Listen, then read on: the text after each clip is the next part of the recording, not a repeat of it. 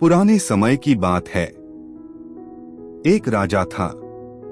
वह बड़ा समझदार था और हर नई बात को जानने को इच्छुक रहता था। उसके महल के आंगन में एक बकौली का पेड़ था। रात को रोज नियम से एक पक्षी उस पेड़ पर आकर बैठता और रात के चारों पहरों के लिए अलग अलग 4 तरह की बातें कहा करता। पहले पहर में कहता, किस मुख दूध पिलाऊं, किस मुख दूध पिलाऊं। दूसरा पहर लगते बोलता, ऐसा कहूं न दीख, ऐसा कहूं न दीख। जब तीसरा पहर आता तो कहने लगता, अब हम करबू का, अब हम करबू का। जब चौथा पहर शुरू होता तो वह कहता, सब बम्मन मर जाएं, सब बम्मन मर जाएं। राजा रोज रात को जागकर पक्षी के मुख से चारों पहरों की 4 अलग अलग बातें सुनता। सोचता पक्षी क्या कहता, पर उसकी समझ में न आता। राजा की चिंता बढ़ती गई। जब वह उसका अर्थ निकालने में असफल रहा तो हार कर उसने अपने पुरोहित को बुलाया। उसे सब हाल सुनाया और उससे पक्षी के प्रश्नों का उत्तर पूछा। पुरोहित भी एक साथ उत्तर नहीं दे सका। उसने कुछ समय की मुहलत मांगी और चिंतित होकर घर चला आया। उसके सिर में राजा की पूछी गई चारों बातें बराबर चक्कर काटती रहीं। वह बहुतेरा सोचता, पर उसे कोई जवाब न सूझता। अपने पति को हैरान देखकर ब्राह्मणी ने पूछा, तुम इतने परेशान क्यों दिखते हो? मुझे बताओ, बात क्या है? ब्राह्मणी ने कहा, क्या बताऊं? एक बड़ी ही कठिन समस्या मेरे सामने आ खड़ी हुई है। राजा के महल का जो आंगन है, वहाँ रोज रात को एक पक्षी आता है और चारों पहरों में नितय नियम से 4 अलग अलग बातें कहता है। राजा पक्षी की उन बातों का मतलब नहीं समझा तो उसने मुझसे उनका मतलब पूछा, पर पक्षी की पहेलियां मेरी समझ में भी नहीं आती। राजा को जाकर क्या जवाब दूं, बस इसी उधेड़बुन में हूँ। ब्राह्मणी बोली, पक्षी कहता क्या है? जरा मुझे भी सुनाओ। ब्राह्मणी ने चारों पहरों की चारों बातें कह सुनाई। सुनकर ब्राह्मणी बोली, वाह, यह कौन कठिन बात है। इसका उत्तर तो मैं दे सकती हूँ। चिंता मत करो। जाओ, राजा से जाकर कह दो कि पक्षी की बातों का मतलब मैं बताऊंगी। ब्राह्मण राजा के महल में गया और बोला, महाराज, आप जो पक्षी के प्रश्नों के उत्तर जानना चाहते हैं, उनको मेरी स्त्री बता सकती है। पुरोहित की बात सुनकर राजा ने उसकी स्त्री को बुलाने के लिए पालकी भेजी। ब्राह्मणी आ गई। राजा रानी ने उसे आदर से बिठाया। रात हुई तो पहले पहर पक्षी बोला, किस मुख दूध पिलाऊं, किस मुख दूध पिलाऊं। राजा ने कहा, पंडितानी, सुन रही हो पक्षी क्या बोलता है? वह बोली, हाँ महाराज, सुन रही हूँ।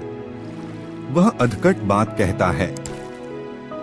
राजा ने पूछा, अधकट बात कैसी? पंडितानी ने उत्तर दिया, राजन सुनो, पूरी बात इस प्रकार है। लंका में रावण भयो 20 भुजा 10 शीश। माता ओ की जा कहे, किस मुख दूध पिलाऊं, किस मुख दूध पिलाऊं। लंका में रावण ने जन्म लिया है, उसकी 20 भुजाएं हैं और 10 शीश हैं। उसकी माता कहती है कि उसे उसके कौन से मुख से दूध पिलाऊं। राज बोला, बहुत ठीक, बहुत ठीक, तुमने सही अर्थ लगा लिया। दूसरा पहर हुआ तो पक्षी कहने लगा, ऐसो कहूं न दीख, ऐसो कहूं न दीख। राजा बोला, पंडितानी, इसका क्या अर्थ है?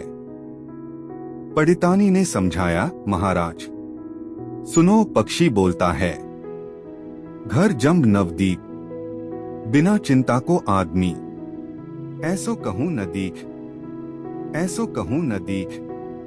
चारों दिशा, सारी पृथ्वी, नवखंड, सभी छान डालो पर बिना चिंता का आदमी नहीं मिलेगा। मनुष्य को कोई न कोई चिंता हर समय लगी ही रहती है। कहिए महाराज, सच है या नहीं? राजा बोला, तुम ठीक कहती हो। तीसरा पहर लगा तो पक्षी ने रोज की तरह अपनी बात को दोहराया, अब हम करबूका, अब हम करबूका। ब्राह्मणी राजा से बोली, महाराज, इसका मर्म भी मैं आपको बतला देती हूँ। सुनिए। 5 वर्ष की कन्या साठे दई ब्याह, बैठी करम बिसूरती, अब हम करबूका, अब हम करबूका। 5 वर्ष की कन्या को 60 वर्ष के बूढ़े के गले बांध दो तो बेचारी अपना करम पीट कर यही कहेगी, अब हम करबूका, अब हम करबूका। सही है न महाराज? राजा बोला, पंडितानी, तुम्हारी यह बात भी सही लगी।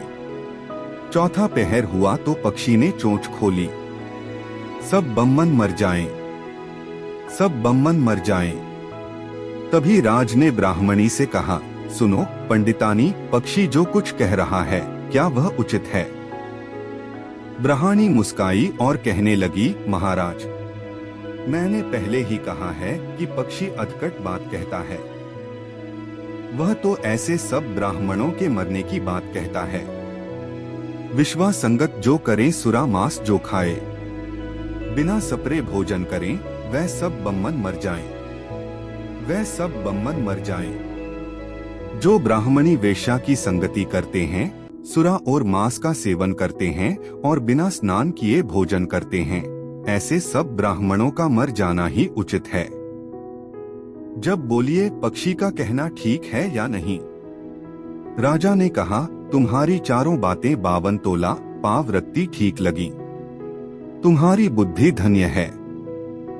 राजा रानी ने उसको बढ़िया कपड़े और गहने देकर मान सम्मान से विदा किया। अब पुरोहित का आदर भी राज दरबार में पहले से अधिक बढ़ गया।